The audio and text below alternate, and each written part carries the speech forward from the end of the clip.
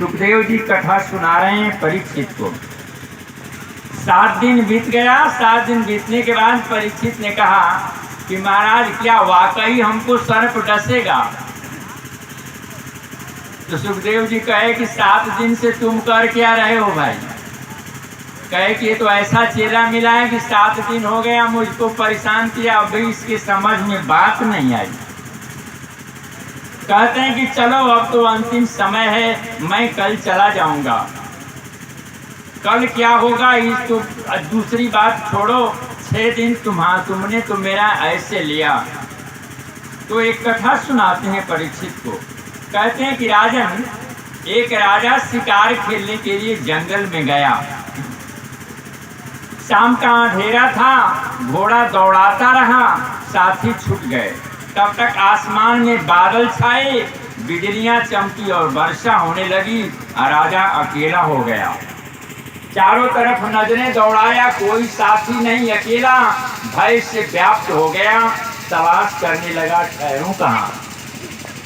इधर उधर नजर दौड़ाया, कहीं ठहरने के लिए कोई जगह नहीं। दूर से एक टिमटिमाती हुई रोशनी दिखाई दी। धीरे धीरे घोड़ा बढ़ाया और उतर के उस झोपड़ी के पास गया।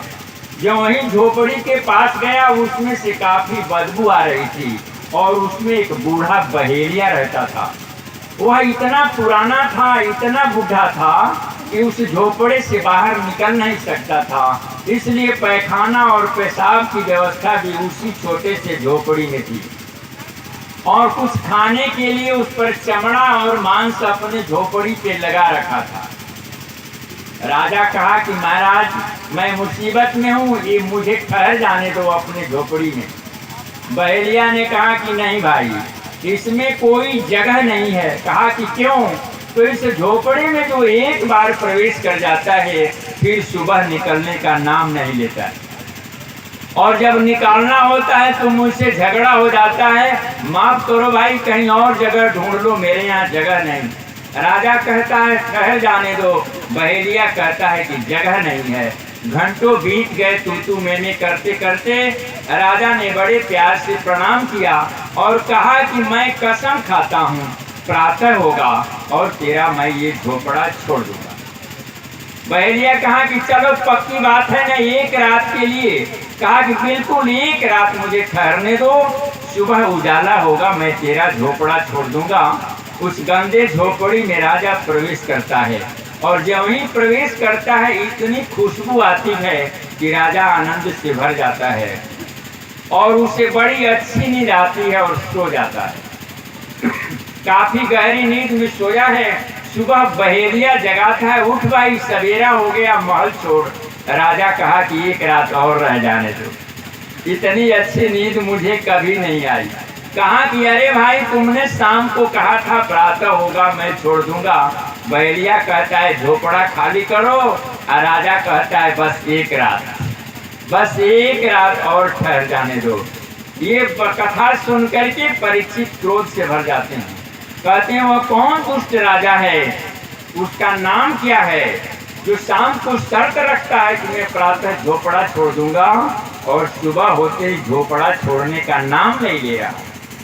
सुखदेव जी ने कहा कि उस राजा और कोई नहीं, तुम स्वयं परीक्षित हो। उस राजा का नाम परीक्षित है। कहा कि मैं?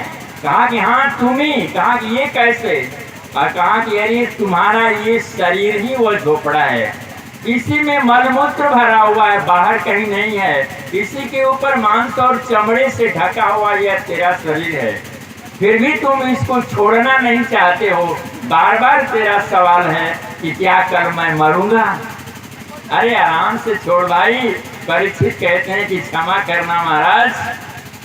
तो अंतिम प्रश्न करते हैं सुखदेव जी कि राजन, अब तक मैंने 7 दिनों तक तुमने जो भी प्रश्न किया उसका मैंने जवाब दिया, लेकिन मैं आज एक प्रश्न करूंगा और तुम इसका जवाब दोगे।